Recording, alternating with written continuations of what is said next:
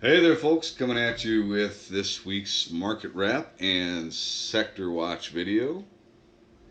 Um, just going through some scans, looking for some stocks for next week, reading some articles, doing all that stuff I do on the weekends. It's been been a pretty busy morning already. Uh, let's see here. Let's go ahead and take a look at what happened in the markets last week. Look, the bulls remain in control, and this is a very skeptical market right now, a very complacent market right now. So, we continue to melt up, and that could eventually lead to some kind of a blow off top, right? Um, it's tough to be bearish in this market, right? I mean, it's very tough to be bear in this market because it just keeps grinding higher, right? And if you're short, that's a very painful thing to see every single day. I mean, we started to see a little bit of a pullback on Thursday, and then we came back on Friday and just continued to climb. Look at the Nasdaq as we make new all-time highs, and we're just grinding up, right? We're not getting that big parabolic spike, and maybe that happens. And if that happens, that could be the time that it's time to get out and look for, sell into that parabolic strength, and then look for a significant pullback to an area of potential price support where you can start maybe dipping your toe back in and buying again. So even if we do get some kind of a significant, pullback, I wouldn't look at that as the beginning of a bear market. I really would look at it probably as an opportunity to again buy the dip, which is something that we've been programmed to do for several years now, right? But the economic climate out there is pretty positive, and earnings actually are coming in better than people expected. So, if we can continue that trend and we actually start to get some traction on some of these tax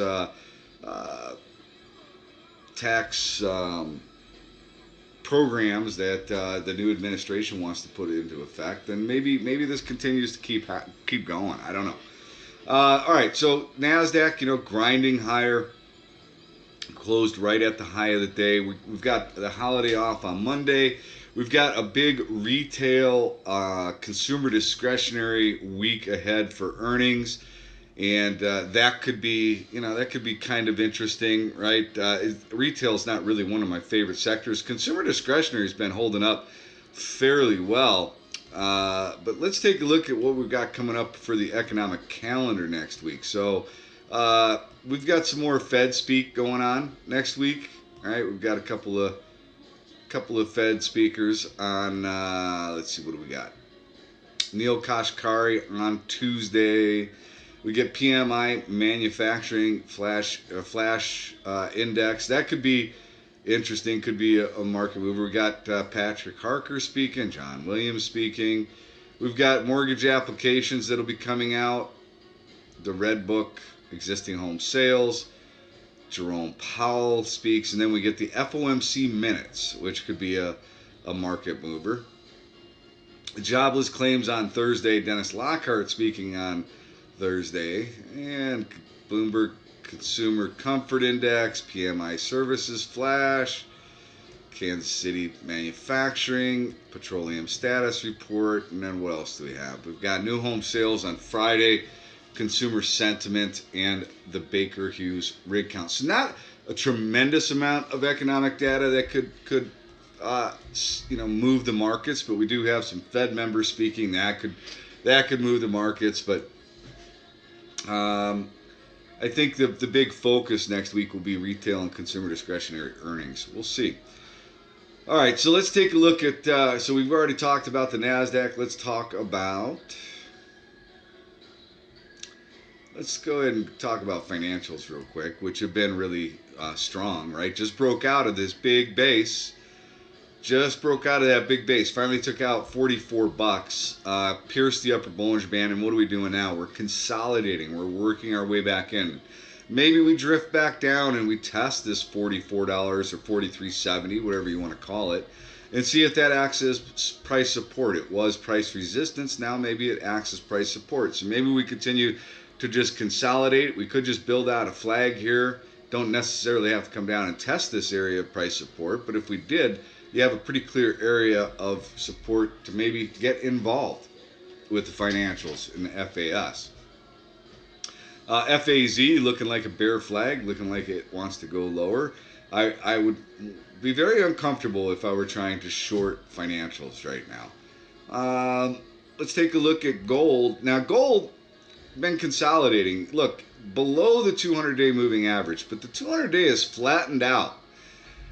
And we're above these shorter term moving averages, which are now starting to slope up. So I am not a gold bug in any way, shape, or form. If the dollar weakens, then I think you see gold spike. If the dollar spikes, you're going to see gold weaken. So that is yet to be determined. I just read an article this week, or just this morning, about some big fund manager. His biggest fear is dollar strength. If dollar continues to rip higher in strength, that could be the thing that brings down the markets. I don't know. A lot of interesting theories out there, but I think it's something to keep an eye on. GDX, GDXJ. Right now, GDX, GDXJ are consolidating above the 200-day moving average. Pierced it, now consolidating and staying right above it. Pretty nice looking setup there. But I did notice as I was going through some of my scans already is that there were several gold and minor names that actually were pulling back a little bit, especially in the smaller cap space. So mixed signals coming out of that sector right now. Let's take a look at JNUG and Nugget. All right, JNUG, nice little flag pattern below the 200-day, above the 100 EMA. All right, 1050 could be an area of potential support there, but consolidating, flagging out. Let's take a look at Nugget here real quick. And the same thing, right? Consolidating, flagging out below the 200-day. But, you know, starting to look like it's coiling a little bit. I mean, it looks like it's getting ready to break one way or another. I think it's worth paying attention to. Don't chase it. You know, what's been happening lately with gold is getting a gap in the morning, you know, a gap up, and then they don't get any follow through. It's just a gap and then no follow through. So don't chase on an open. Look for a pullback to an area of support before you go getting involved. But I think it is worth keeping an eye on that space. Now, IBB, really wanted IBB, talking to the members over at Alpha Wolf Trading during the week when I do these market recaps and sector watch, is I wanted to see this IBB really consolidate right here a little bit longer than it did. I wanted to see it consolidate at this area of price resistance, build a nice base, and then try to take it out and go up and test out that $300 holla.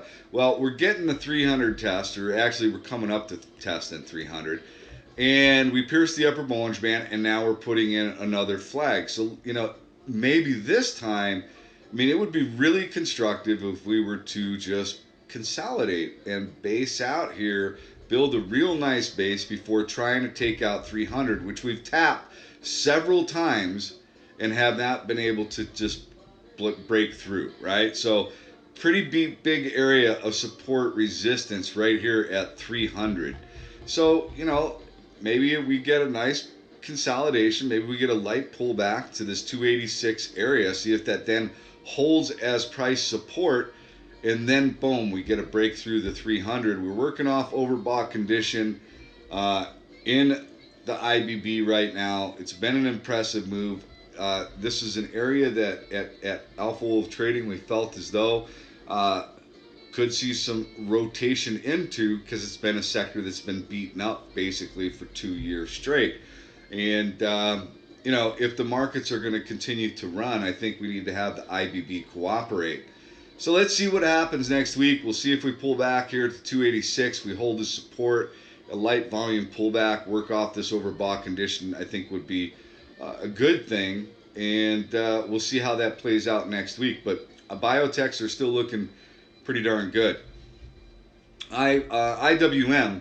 So we did manage to break out over this area of price resistance. You know, let's actually go back down here. We broke out over this area of price resistance where we kept tapping this area of resistance. We finally broke out. We pierced the upper Bollinger Band and now pulling back a little bit, working off that overbought condition. Um, you know, what we want to see really is we want to see us hold this area of, let's call it 137.50 as potential price support. What was resistance becomes price support. So let's see that hold as support, maybe consolidate out a little bit, get some nice tight candles, build the base, and then potentially move higher. But we've been trading in this range for a while, right? A couple of months, right? December through February, and just broke out. Now let's see it hold as support here and then move higher. But I like the IWM. Bulls appear to still be in control. We've got the 50 SMA sloping up. We've got the 50 EMA sloping up. We've got the 200 days sloping up. Everything looks pretty good. You know, we can't forget, though, that we do have gaps to fill on the daily. I mean, they don't have to fill, but at some point, I do think they probably will fill. Maybe not both of them, but at least one of them. So that's something to keep in mind, right? I mean, we are overbought,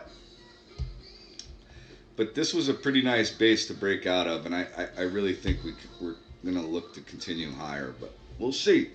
IYT, transportation, coming up into an area of price resistance, did try to break out through it and pull back a little bit. Warren Buffett taking a big position within the airline sector space.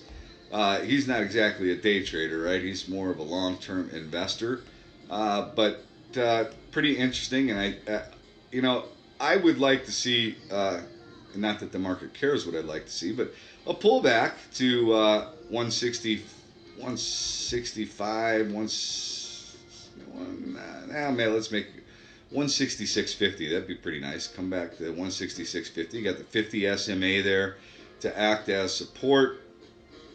It may not pull back all the way to that spot. 171 seems to be the line in the sand to try and get through. And we actually closed above that on, so let's call it one. Actually, look at where it closed. That's pretty impressive, right? Right there, and then right there, right? It keeps tapping that area. It's overbought. So, you know, a pullback to 166.50 as support probably wouldn't be bad, right? I actually would like to see it pull back there and then bounce, but may not pull all the way back there.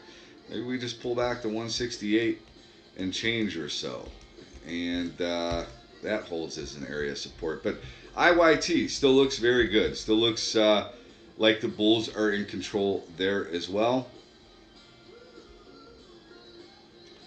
Let's take a look at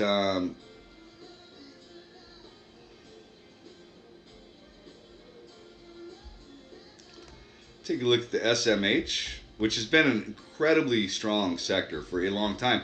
I don't know if anybody listened to or listens to CNBC. I thought the exchange between Mark Cuban and Kevin O'Leary was pretty interesting, right?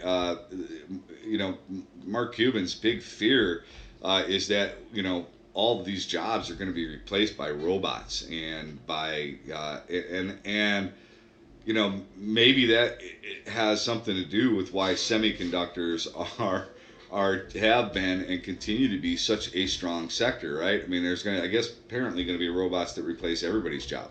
I don't know if that's going to be the case, but, you know, this is clearly a very strong sector. It continues to be a strong sector. It is in a beautiful uptrend. The 50 EMA, SMA, the 100 EMA, the 200 SMA, everything's sloping up. It just doesn't look like, I mean, can we get a pullback? Certainly. You know, we could pull all the way back down here to $74 and still be in a nice uptrend, right? So continues to grind higher. Maybe if we get a parabolic blow off top, you know, then we look for an area to pull back to. But this still looks like a very impressive sector. SMH looks like it wants to go higher. Let's look at the S&P 500. So pierce the upper Bollinger Band, and then what are we doing? We're working our way back in to the Bollinger Band, right? We broke out of a nice area of consolidation, right? We consolidated for a couple of months, and then now we broke out, and looks as though maybe we're going to consolidate a little bit again. So maybe we do the same thing that I was looking for with the IBB as we drift back to this area that acted as price resistance. We find support here and then look to bounce. Or we could just continue to consolidate sideways, work off this overbought condition. It's really tough to take stocks for swings and long-term holds, especially, we're in the middle of earnings season. Swing and long-term holds when the market is continuing to grind higher and you've got a lot of skepticism out there. I would love to see, everybody wants to see a pullback. They want to see a pullback so that they can buy some of the stocks that they like on sale, right? Especially some of these value guys. But S&P 500 looking pretty strong. Bulls still in control. Now, we have talked about the T2107, T2108, talked about the fact that when this gets up into the 70 or above range, this is the stocks above the 200-day moving average. Get above the 70 or above range, we're getting into an area where you should be considering taking some profits. And I wrote on the blog this morning, look, if you've got some good profits in your long-term hold portfolio, or if you've got some good profits in, some swing trades, not suggesting that you sell it all, but, locking in some gains never hurt anybody, right? Lock in some gains, build up some cash, keep it on the sidelines for the inevitable pullback that we're going to get. We will get a pullback. I just don't know when, right? We're not going to go straight up forever. We will have a pullback. Something will happen and we will get some type of a pullback. And you want to have cash available to take advantage of those times. And if you're fully invested, you're just not going to be able to do that. So something to keep in mind. T2108, stocks above the 40 PMA, and this is actually, it's kind of fiddle in the middle right now, above 70. But would like to see this pull back. I mean, it's getting close to the 70 mark, right? Over 70, time to start trimming some positions. Maybe, if it gets into the 80s and 90s, then you start looking at, taking some shorts potentially. But, all right, let's take a look at TAN. So, one of the sectors that I've been talking to about the Alpha Wolf Pro members about is solar. So, if oil manages to continue to climb higher, then I think that solar could benefit from that. Now, this is a different environment, different administration entirely, and I don't know that, solar is ever going to become, they just rolled back a bunch of stuff in coal.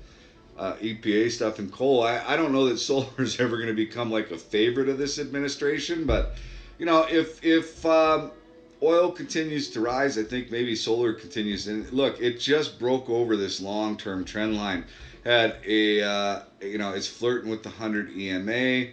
There are a couple of individual solar names that have some pretty good-looking charts out there, and I think it's a sector to keep an eye on. So we are consolidating out here after piercing the up Bollinger Band right here at the 100 EMA. It's below the 200 simple moving average, but I think and it's overbought. So I would be careful here. I wouldn't start loading up on a bunch of solar names right now, but I think it's a sector that you want to keep an eye on. Let's see here. TVIX. So, we had a couple of interesting things happening. We had a day where we were climbing, and so was volatility. It was climbing along with it, which was kind of interesting.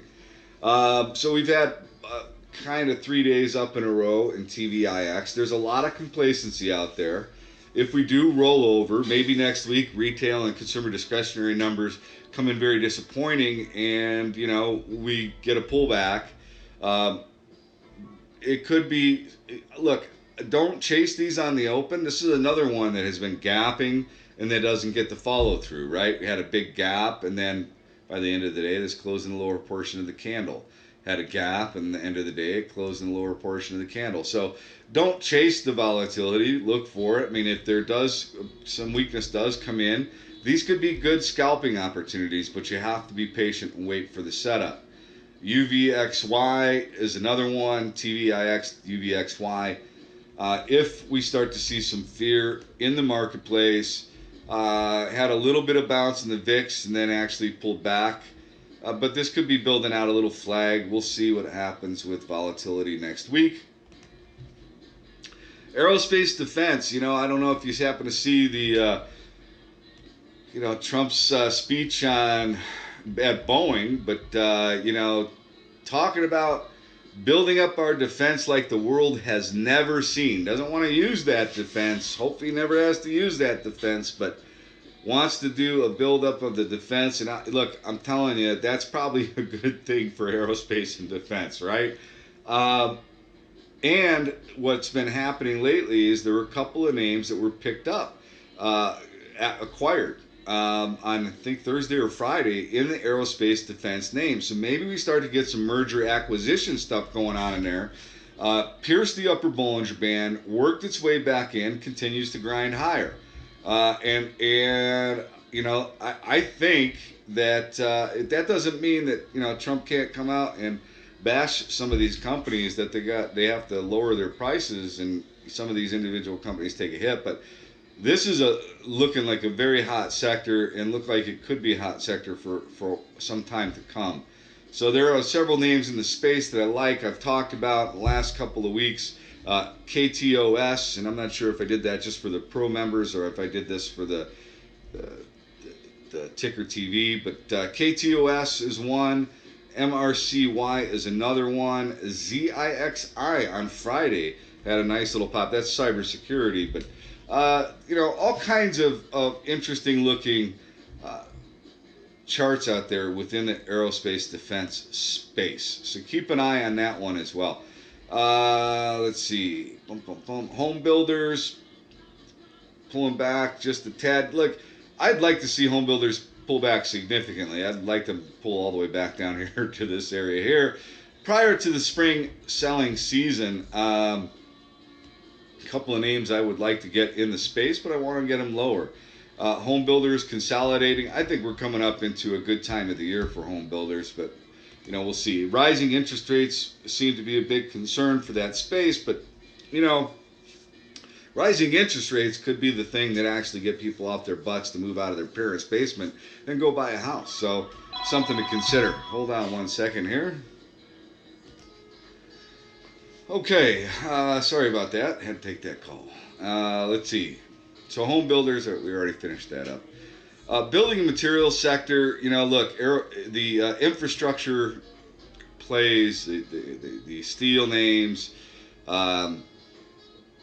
nice move off of anticipation of a big infrastructure play happening. A little bit of a pullback in some of those names last week, but I still think that the sector looks good.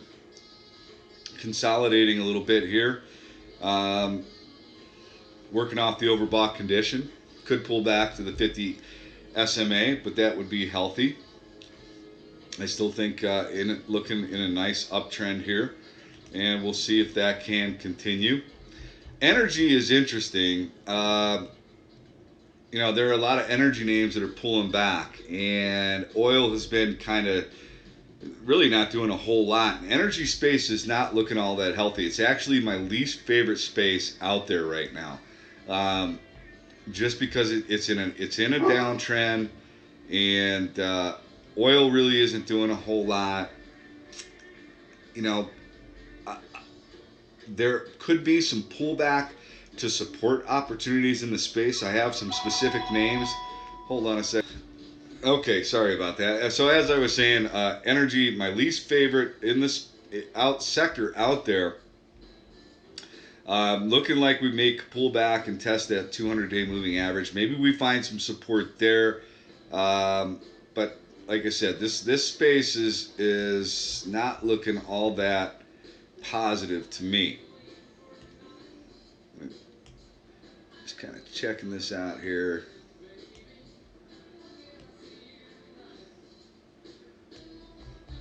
It actually looks like it's breaking this long-term trend line. Tried to get back above it.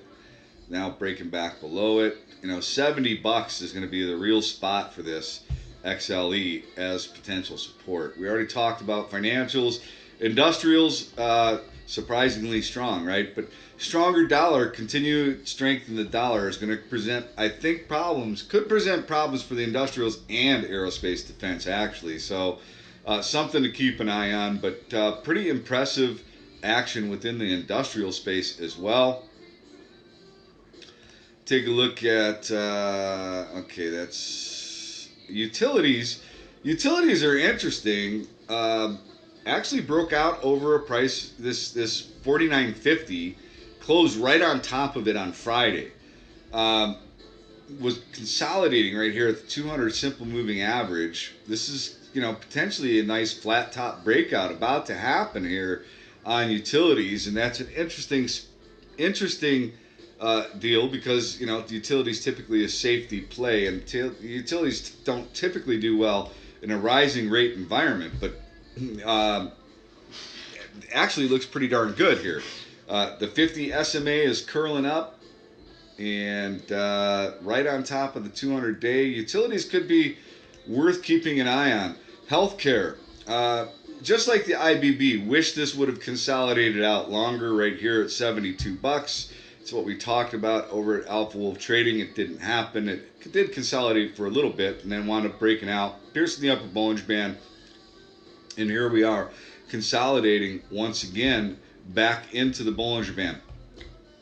Now, if we can take this out, if we look at this long-term trend line here, all right, we take this out, we consolidate here for a bit, likely going to have some resistance somewhere up around 75, right?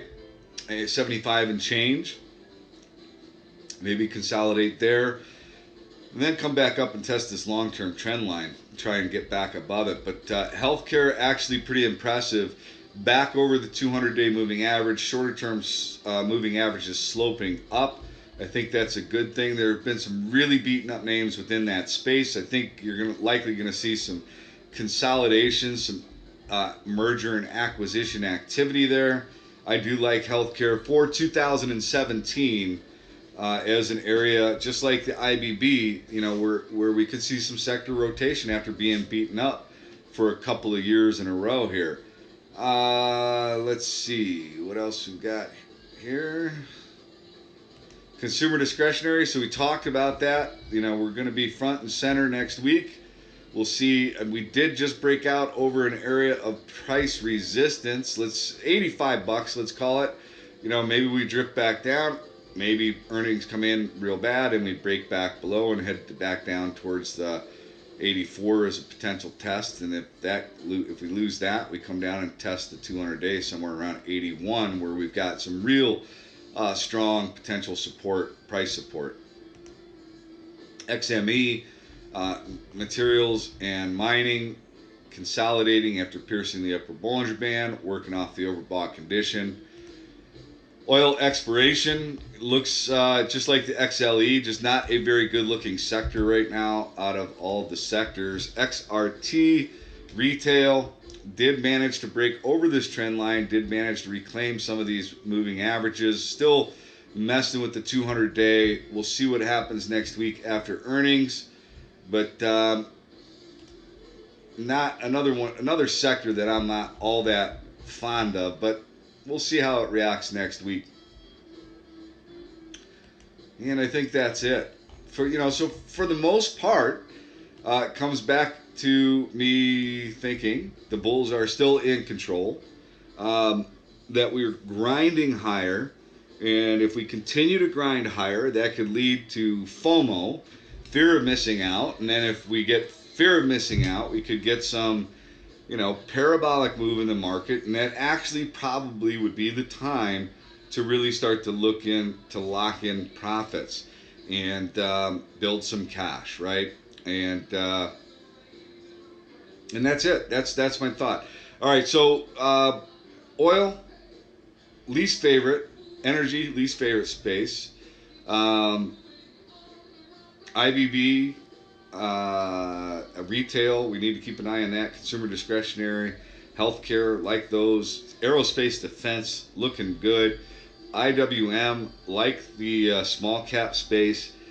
Still going to have earnings to drive this market. Don't chase anything. Please don't chase anything. Wait for a setup. Make sure you have a clear and concise plan. Know your risk reward. And you don't have to take a bunch of trades in every day just to be considered a day trader. If you take one or two trades and you have them set up properly and make a nice little profit, you don't need to take 20 or 30 trades in a day. All right, that's it. I will be back tomorrow morning at 8 a.m. on Ticker TV with next week's stocks to watch. If you can make it, love to see you there. If not, that's okay. I'll send out a recorded version.